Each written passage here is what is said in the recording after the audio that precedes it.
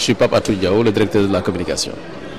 D'accord, en tant qu'homme de médias et aussi membre du ministère, directeur de la communication du ministère de la Communication, est-ce qu'on peut savoir aujourd'hui votre message pour cette journée mondiale de la liberté de la presse?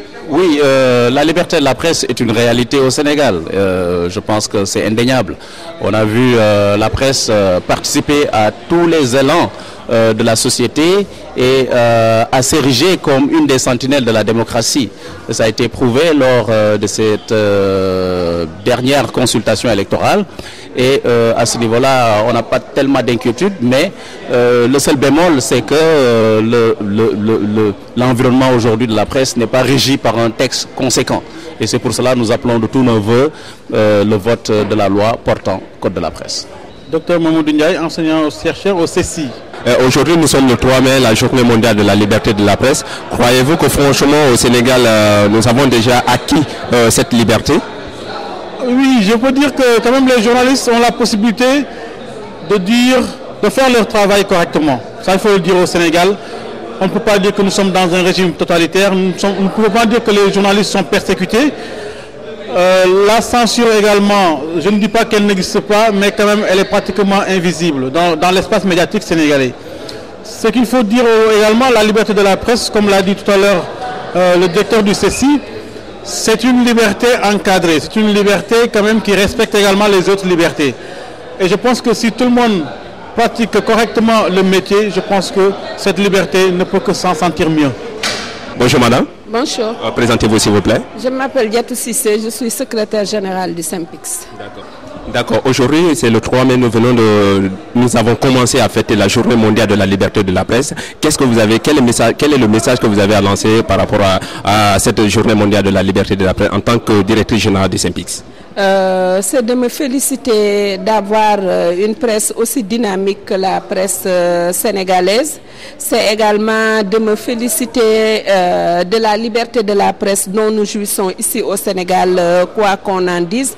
Maintenant, si j'ai un viatique à partager avec mes confrères, c'est celui de leur rappeler que les menaces contre la liberté de la presse ne sont pas seulement des menaces exogènes, elles peuvent être aussi des menaces endogènes liées un peu à nos pratiques professionnelles. Si nous violons systématiquement ou délibérément l'éthique, si nous nous en prenons à l'honorabilité des citoyens, si nous donnons des informations qui ne sont pas fiables, qui ne sont pas des informations vérifiables, c'est quelque part aussi nous nous exposons à fragiliser cette liberté qui nous fait vivre tous. Aboubakar Sader Ndiaye, je suis social média stratégiste.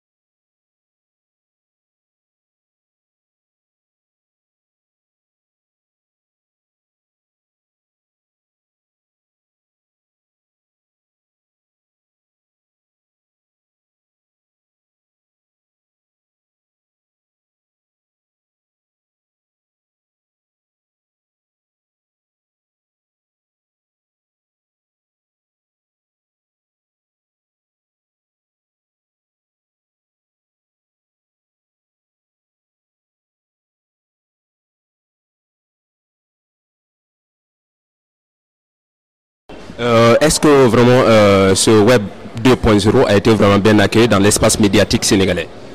Oui, je pense que le Web 2.0 est venu comme étant un outil facilitateur. Facilitateur dans deux sens, dans le sens de la collecte de l'information, mais aussi dans le sens de la diffusion de l'information.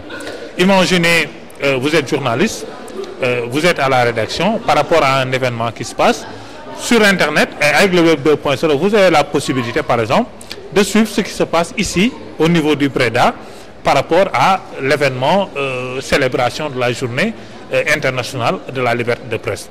Donc, tous les journalistes qui sont dans les rédactions, qui suivent cette journée-là, peuvent s'informer tout simplement en suivant, en utilisant des sources comme les gens qui sont présents ici dans cette salle et qui diffusent l'information à temps réel. D'un autre côté, c'est l'aspect publication. Dans les réseaux sociaux, dans un réseau comme Facebook, c'est 850 millions de personnes. Donc, par rapport à ces 850 millions de personnes, c'est un public cible énorme, c'est un marché énorme. Et aujourd'hui, pour les médias, pour les journalistes, c'est encore plus d'audience, c'est encore plus de gens qui peuvent les suivre. Et les gens qui sont sur ces réseaux-là, avec les outils dont ils disposent, ils peuvent partager l'information avec leurs amis et commenter, enrichir et interagir avec les personnes qui diffusent en premier ces informations. Donc c'est d'abord des outils de collecte, mais c'est également des outils de publication de l'information traditionnellement collectée, traitée et diffusée.